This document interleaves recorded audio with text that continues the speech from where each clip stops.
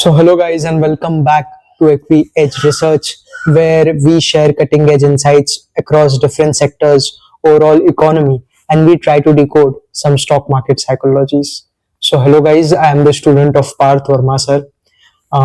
Today, after a long time, coming up with a video, but today is a very important occasion also. आज 31st March 2026 है.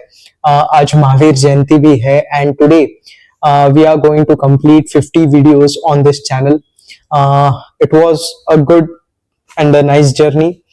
We tried to stay consistent. Sometimes we were and sometimes we weren't, but there were some times when I took time to had a deep thorough research of what I bring. Sometimes it happened that there were some concepts which were even difficult for me to understand, and that was the reason maybe that some days were off when we weren't able to put some videos. But we are here back again. We were on a logistics sector analysis, and we were analyzing the company known as Container Corporation of India, which is mainly in the business of cargo, and it has cargo shipping via railways, and it has now moved in some of offshore waterway voyages also, and also the expansion is done for the company based on those sites. So basically, we will try to derive a story first, and then we will understand what is the guidance that has been given by management in the conference calls, and what were the potential actual questions that should be or that were asked by the analyst, which were answered by the management. We'll start it. So we need to understand, we need to have some prerequisites, and the story is about DCF or a DFC, that is Dedicated Freight Corridor. अब इसको जानने के लिए हमें थोड़ा सा पीछे जाना होगा. ये जो DFC है ना, इसको लाने का जो आइडिया है 2006 में मनमोहन सिंह जी की सरकार में, कांग्रेस की सरकार में लाने का निश्चय किया था, लेकिन इसको इंटेंसिफाई करके इसमें अच्छी डेवलपमेंट्स 2013 के बाद जब प्रधानमंत्री नरेंद्र मोदी आए, उन्होंने जब उनका एम्फेसिस जो बहुत ज्यादा था वो इंफ्रास्ट्रक्चर पे था, तब उन्होंने इस योजना को भी आगे बढ़ाया, और ये मोदी जी का एक ड्रीम प्रोजेक्ट भी था. अगर हम थोड़ा सा इंडियन रेलवेज के स्ट्रक्चर को समझे, तो रफली अगर हम बात करें तो इंडियन रेलवेज में जो सबसे ज्यादा रेवेन्यू आता है, that comes from the freight cost, right, from the freight. मतलब क्या कि जो मालगाड़ियां होती हैं उनसे सबसे ज्यादा रेवेन्यू आता है, लेकिन एट द सेम टाइम जो पैसेंजर व्हीकल्स आता है उसके अंदर मेजरली लॉस होता है. मतलब ऐसा समझिए कि 100 रुपए का अगर रेवेन्यू हुआ है तो आपका खर्चा 110. क्यों? क्योंकि बहुत सारे दूसरे जो खर्चे हैं, जैसे कि आपको प्लेटफॉर्म मैनेज करना है, आपको वेटिंग रूम्स बनाने हैं, आपको ट्रैक्स भी बनाने हैं, साथ में मेंटेनेंस भी करनी है. एट द सेम टाइम आपको जो आपके कस्टमर्स हैं उनके लिए आपको सर्विसेज प्रोवाइड करनी है, पुलिस वाले लोगों को हायर करना है ताकि कोई चोरी या फिर कोई दुर्व्यवहार ना हो सके. तो ऐसे बहुत सारे जो खर्चे हैं वो पैसेंजर व्हीकल सेगमेंट में होते हैं. एट द सेम टाइम जो केटरिंग है वहां से 2 to 3% आता है. एडवर्टाइजमेंट जो आप देखते हैं कि ट्रेन के ऊपर लगे उसके अंदर से जो आता है रफली 2 to 3% आता है. So this is the revenue structure of IRCTC, right. लेकिन इसमें क्या है कि IRCTC का जो सबसे ज्यादा रेवेन्यू आता है, लेकिन उस सेगमेंट के साथ बहुत बुरा होता है यार. इंडिया में ये होता था कि ये जो फ्राइट वाली ट्रेन्स थे ना, ये और जो नॉर्मल ट्रेन्स है, ये दोनों एक ही पटरी पे चलते थे. प्रॉब्लम क्या होती थी कि ज्यादा प्रायोरिटी जो है वो दी जाती थी पैसेंजर ट्रेन्स को, और जो ये लोकल ट्रेन्स थी या फिर जो फ्राइट ट्रेन्स थी इनको साइड में रोक करके रखा जाता था. इससे क्या हुआ कि लॉजिस्टिक्स की जो इनएफिशिएंसीज है ना, काफी ज्यादा बढ़ गई.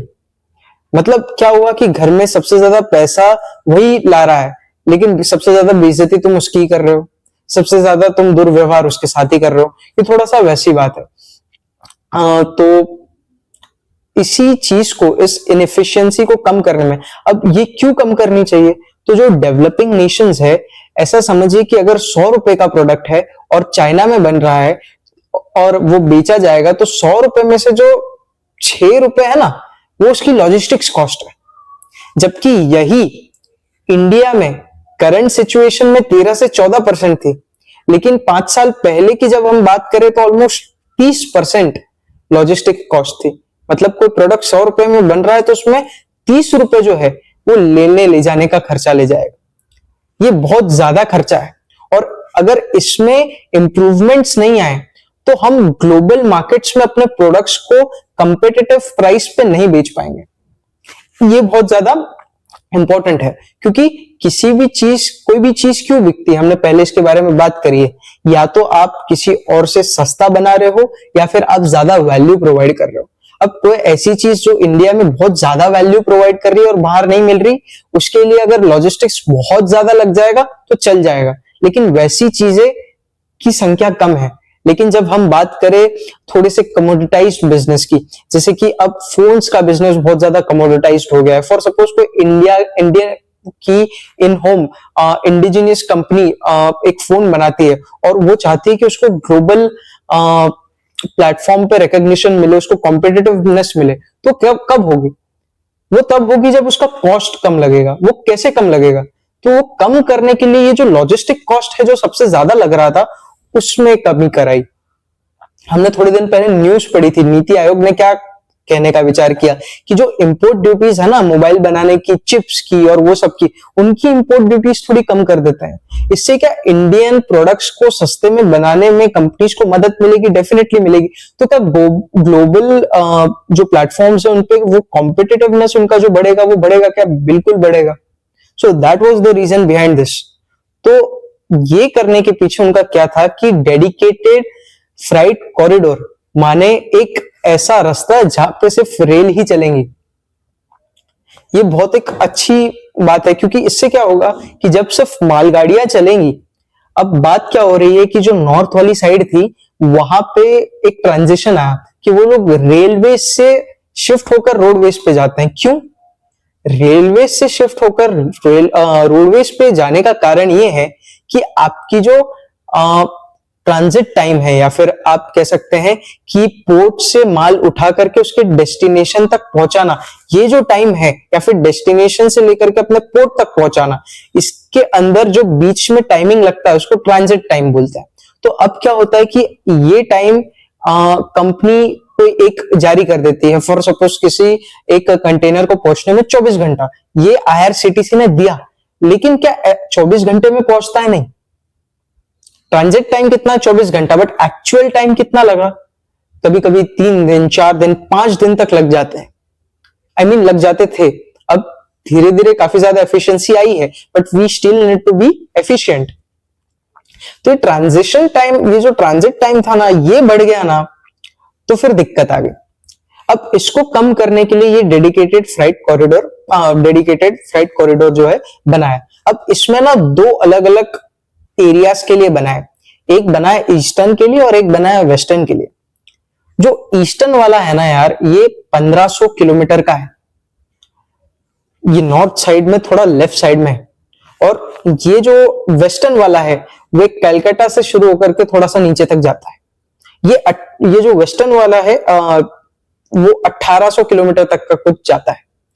ईस्टर्न और वेस्टर्न ऐसे 2 अलग अलग कॉरिडोर्स है, और ये 2 अलग अलग कॉरिडोर्स के पैरेलली बहुत सारी मैन्युफैक्चरिंग हब्स को मोदी जी का ऐसा मानना है कि बनाया जाएगा, जिससे कि जब प्रोडक्शन होगा तो डायरेक्टली जो रेलवे साइडलाइंस है वहां तक माल पहुंच जाए, और वहां से जितने बंदरगाह है, जैसे कि गुजरात के अंदर पीपावाव बंदरगाह, या फिर मुंद्रा पोर्ट है, या फिर हम बात करें जवाहरलाल नेहरू पोर्ट ट्रस्ट जो कि थोड़ा सा सदर्न साइड में आता है, उसकी बात करें, तो ये सारों को ज्वाइंट करता है।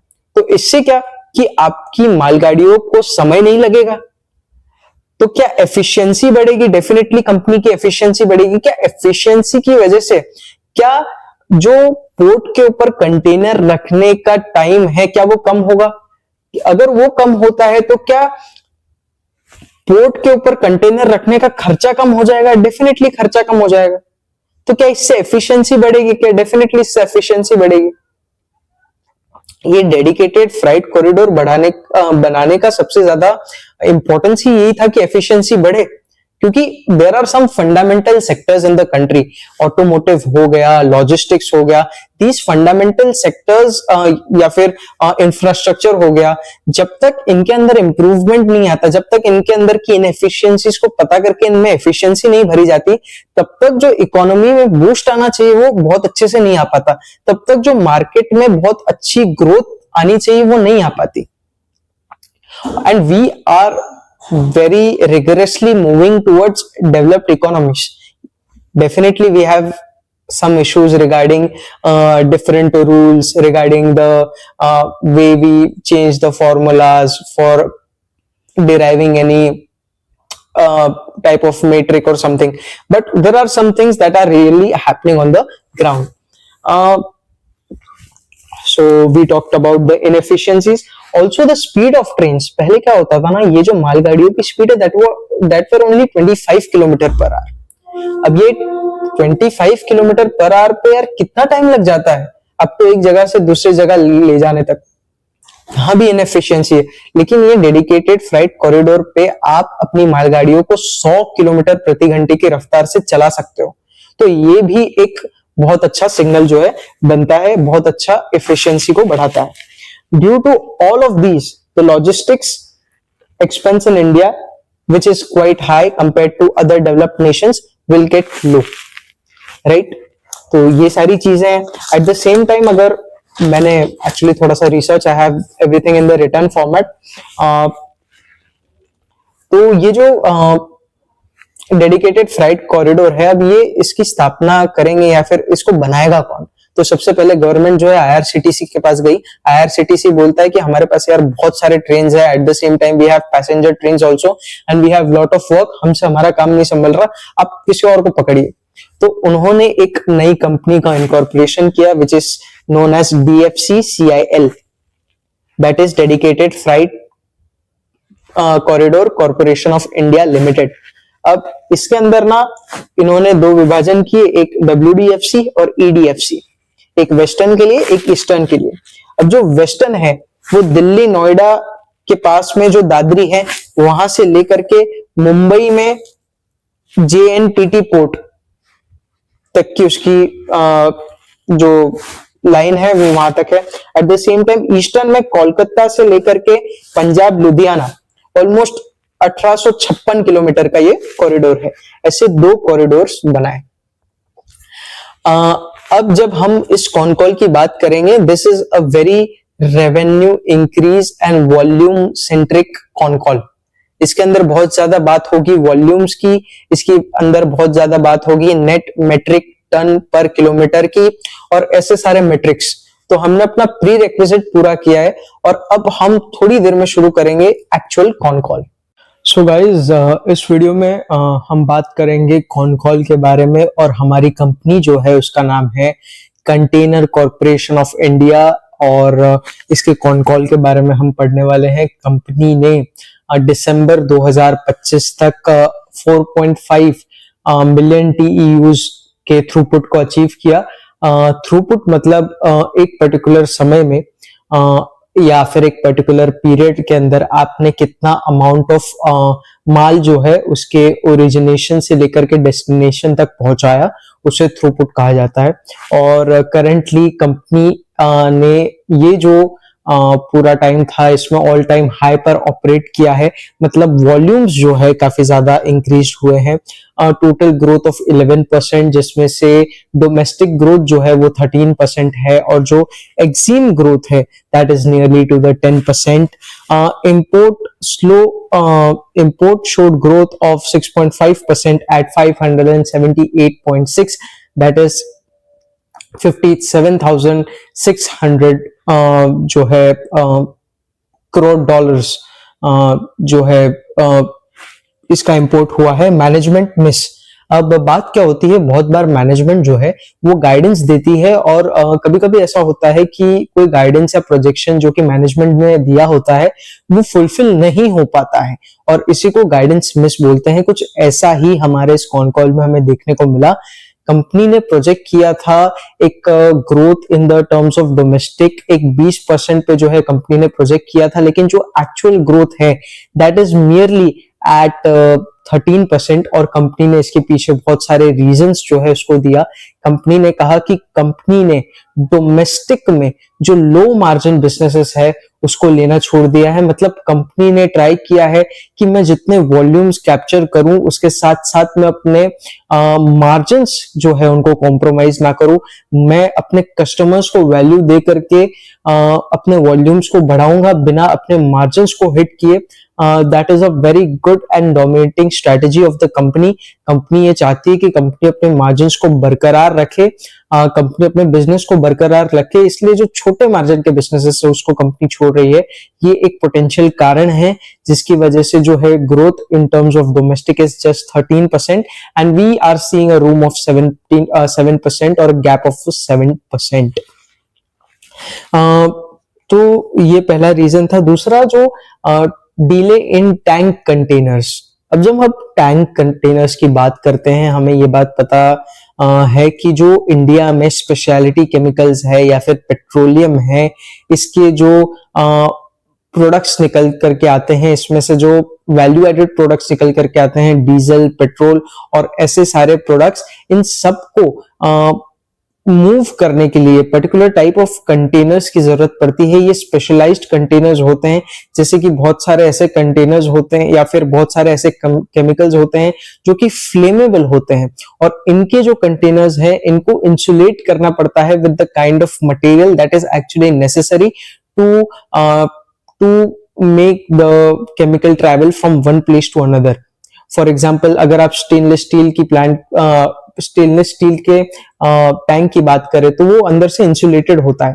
अब क्या होता है कि जो ऐसे बिजनेसेस होते हैं इसमें मार्जिन काफी ज्यादा होता है।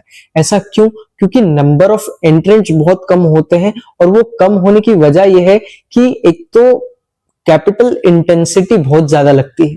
मतलब ये जो कैपिटल इंटेंसिटी है ना, ये एंट्री बैरियर क्रिएट करती है।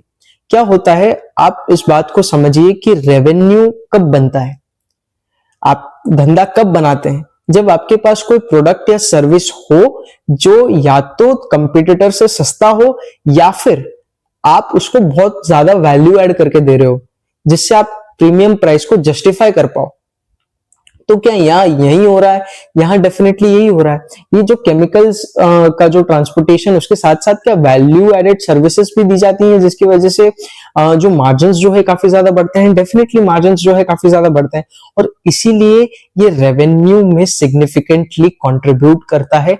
हाई मार्जिन बिजनेस है, लेकिन फिलहाल हमारे पास number of containers for the logistics of these chemicals are comparatively not coming due to the manufacturing problem, and that is the reason why the growth in the domestic has been low, has been subdued, has been less compared to what was been projected.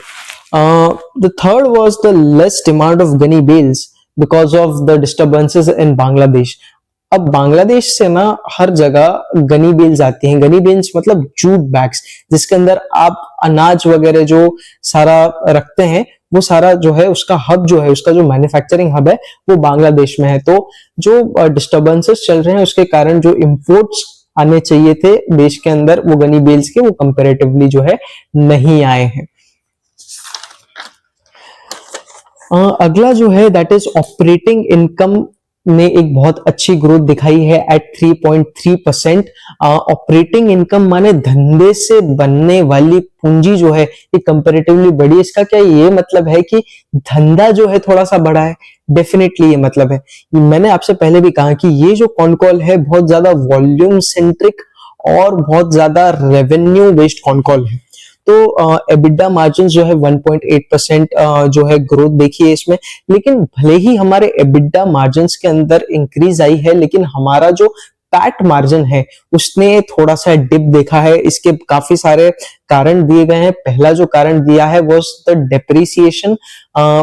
Changes किए गए हैं in the terms of life of wagons, जिसकी वजह से depreciation जो है बढ़ करके आ रहा है क्वार्टर्स में, जिसकी वजह से जो है पैट मार्जिन्स बढ़ रहे हैं। Eight the same time subdued demand in the high margin services, need of services, माने जैसे कंपनी ने बोला कि हम कम मार्जिन वाला तो काम ही नहीं कर रहे, लेकिन मार्केट में जो ज्यादा मार्जिन वाला काम है उसके अंदर से भी क्या उतनी ज्यादा डिमांड नहीं मिल पा रही है जितनी ज्यादा मिलनी चाहिए? डेफिनेटली क्या ये बात है? डेफिनेटली ये बात है। सो ये भी हमें कंसिडरेशन में लेना पड़ता है। Decrease in EXIM led by 2%। EXIM lead माने क्या? Distance, number of distance travelled with the amount of weight. मतलब क्या कि it means the average distance their international containers travelled were shorter.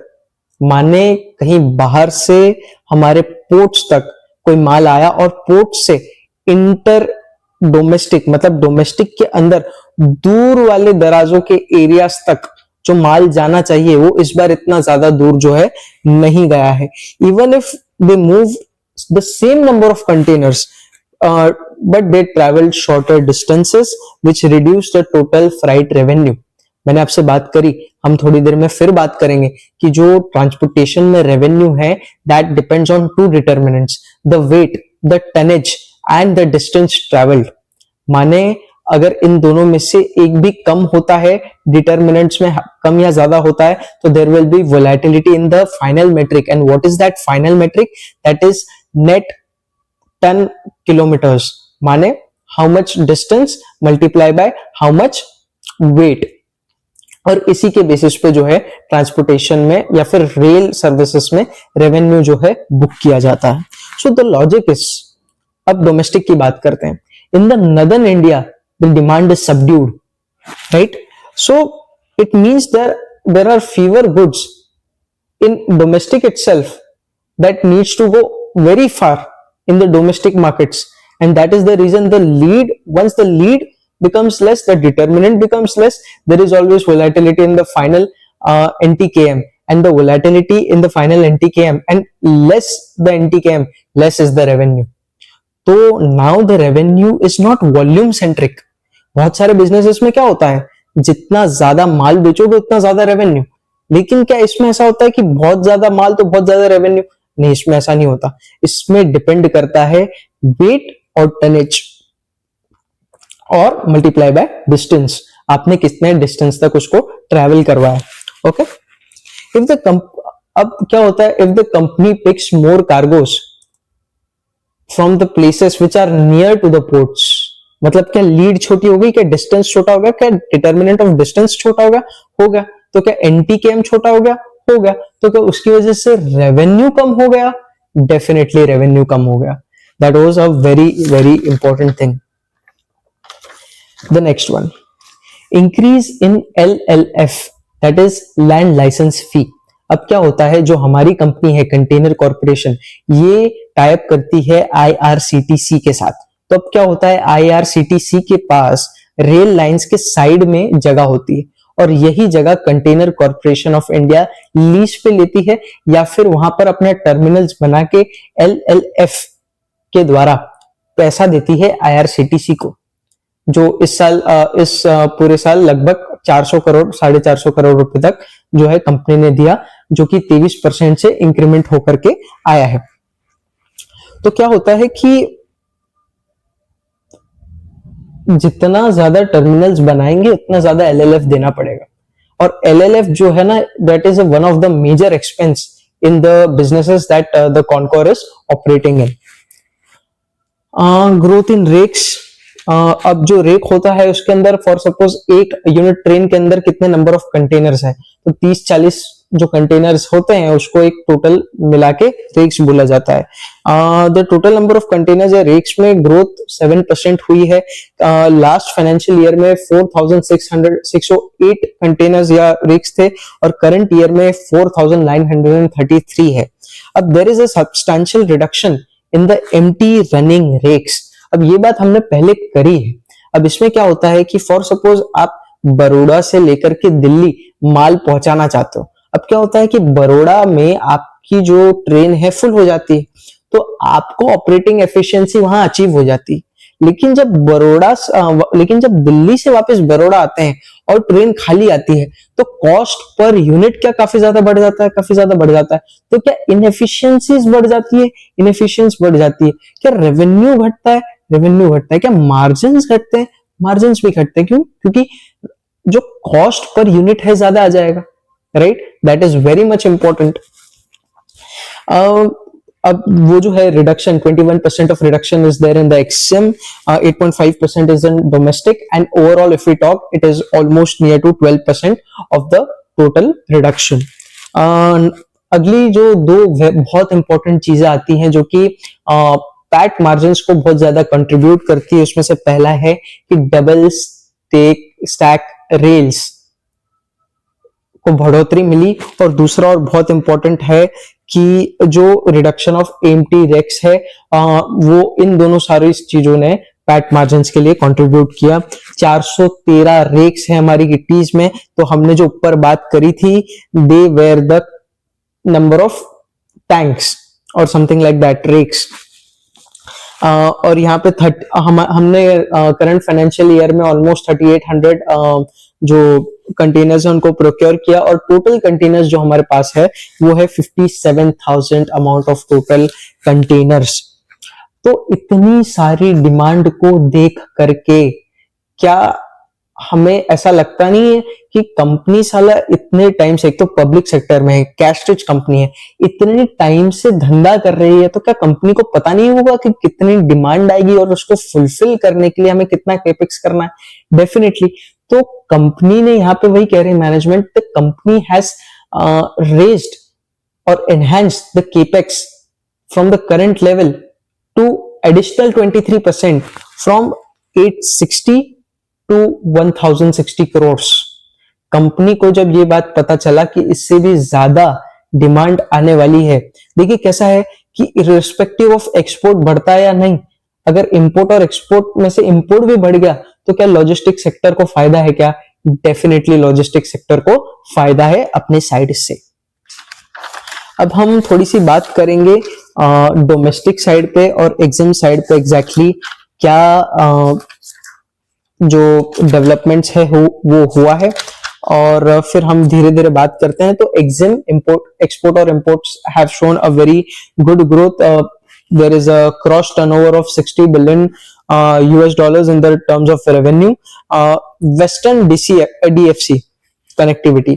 अब ये क्या है? Western dedicated freight corridor. इसके बारे में हमने थोड़ी देर पहले भी बात करी थी। एक ऐसा फ्राइट कॉरिडोर कि जिसपे सिर्फ रेलगाड़ियां चलेंगी जो माल इधर से उधर ले जाती है। अब क्या होता है कि नॉर्मल रेलवे लाइन और डीएफसी में क्या फर्क है? Normal rail line is a feeder route, जबकि डीएफसी के अंदर सिर्फ मालगाड़ी जाएगी। ठीक है, तो जब डीएफसी के अंदर जब सिर्फ मालगाड़ी जाएगी तो क्या कॉस्ट इंप्रूव होगी, क्या एफिशिएंसी इंप्रूव होगी, क्या स्पीड इंप्रूव होगी, क्या ये तीनों चीजें इंप्रूव होगी? डेफिनेटली ये तीनों चीजें इंप्रूव होगी। अब हम एक्सपोर्ट्स के ग्रोथ की नंबर्स की बात करें, कुछ ऐसे नंबर्स जो हमें ध्यान में रखने बहुत ज्यादा जरूरी है। एल्यूमिनियम की इग्नॉट्स 23% से ज्यादा बढ़े इन टर्म्स ऑफ एक्सपोर्ट्स। हमने meet 22% of growth with exports किया है। ऑटो एक्सपोर्ट जो है 14% है। रीअप्रेस्ड मील्स और स्टेपल राइस को हमने जो है एक्सपोर्ट किया है, जबकि इंपोर्ट हमने 4x इंपोर्ट किया है glass for the solar panels and items of solar panels.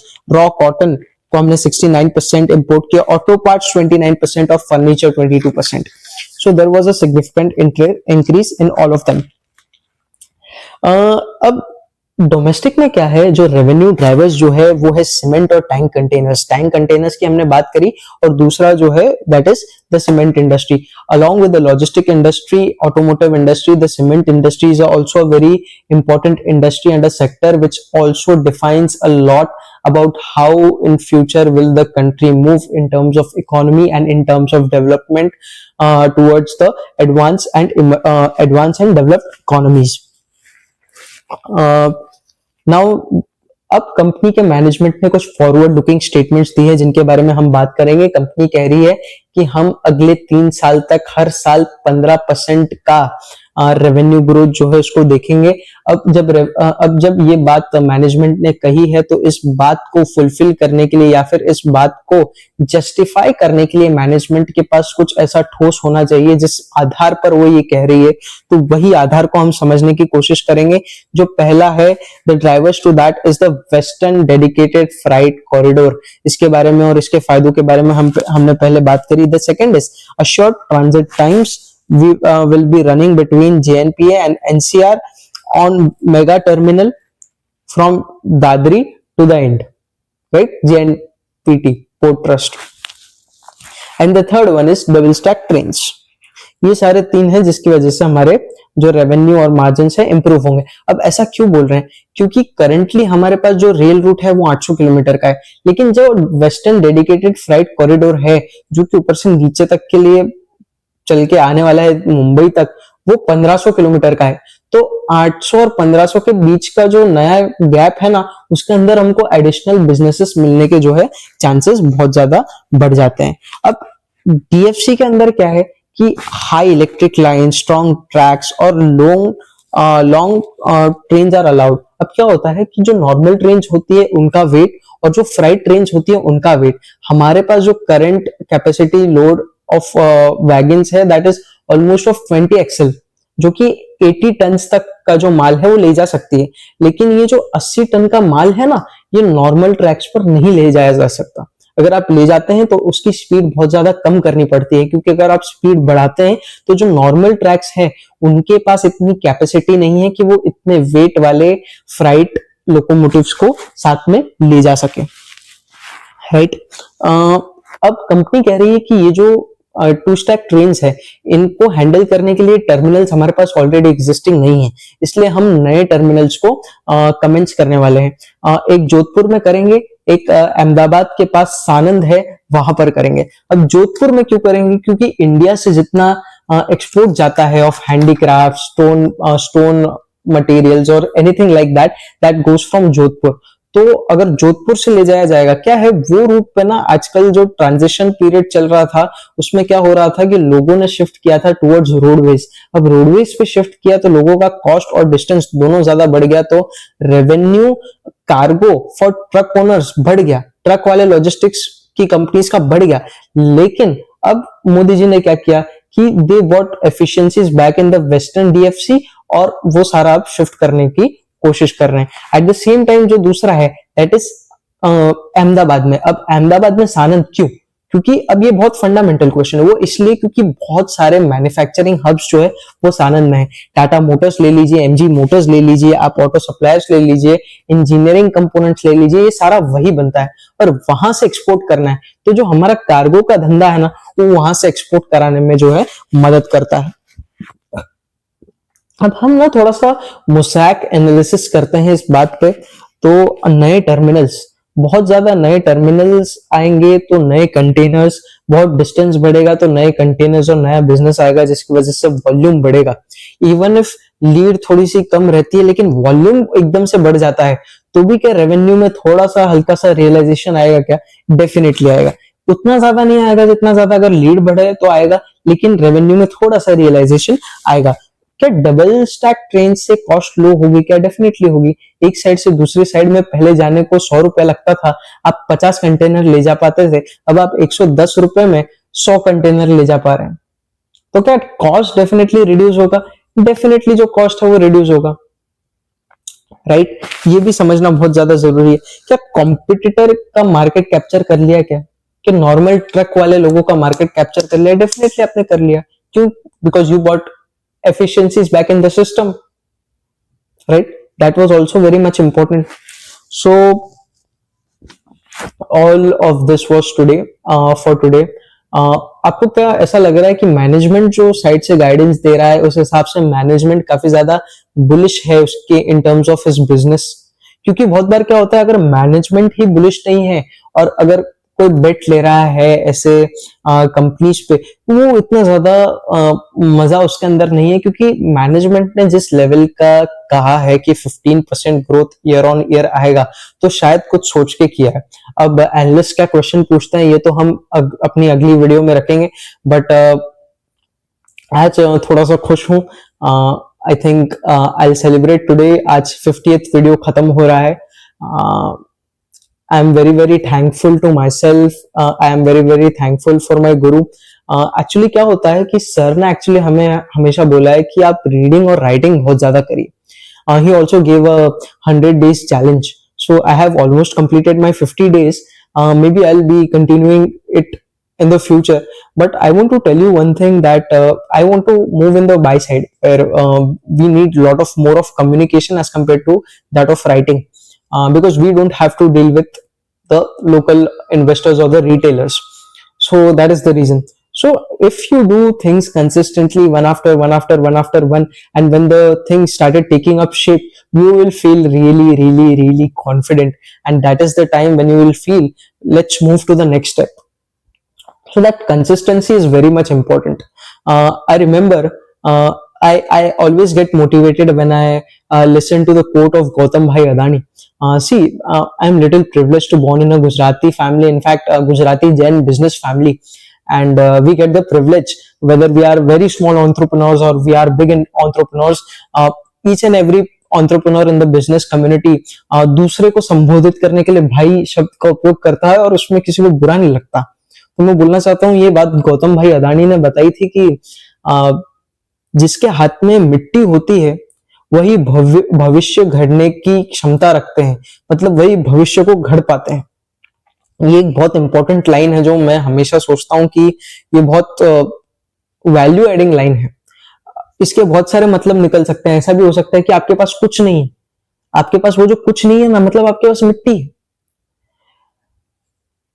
क्या होता है, कुम्हार जो होता है ना, वो मिट्टी को लेकर के घड़ता है, लेकिन कुम्हार के पास मिट्टी नहीं है तो घड़ी नहीं जाती.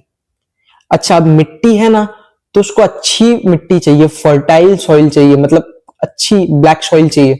अगर आपको बहुत अच्छा मटका बनाना है, वो किसने किया? That work was done by Parth sir. He is my mentor. वो जो लैंड, मतलब वो जो मिट्टी को पहले फर्टाइल करना पड़ता है ना, उसको उस लेवल का बनाना पड़ता है कि इससे एक बहुत अच्छा मटका बने, वो सर कर रहे हैं.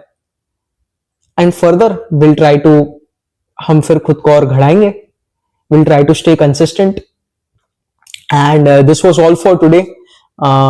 I am feeling really really great, and I wish you all the best. I wish myself all the best.